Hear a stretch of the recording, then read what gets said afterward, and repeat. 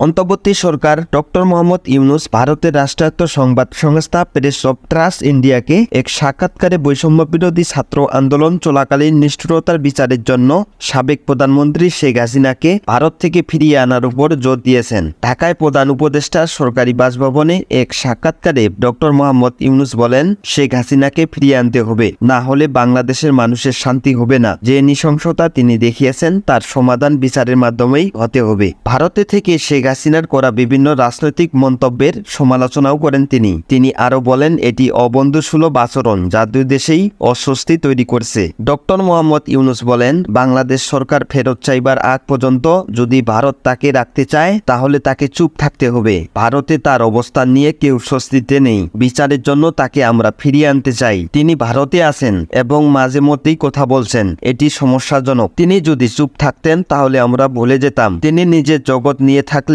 মানুষও তা ভুলে যেত, কিন্তু তিনি ভারতে বসে কথা বলে যাচ্ছেন এবং নির্দেশনা দিচ্ছেন। এটা কেউ পছন্দ করছে না। অন্যদিকে হত্যা, গুম সহ নানা অভিযোগে বাংলাদেশের শেখ হাসিনার বিরুদ্ধে দায়ের করা হচ্ছে একের পর এক মামলা। ছাত্র জনতার অভ্যুত্থানে গত ৫ আগস্ট পদ ত্যাগ করে দেশ ছাড়েন শেখ হাসিনা। এরপর থেকে আজ পর্যন্ত তার বিরুদ্ধে ১৪৯টি মামলা হওয়ার তথ্য পাওয়া গেছে। এর মধ্যে ১৩৩টি হত্যা মামলা।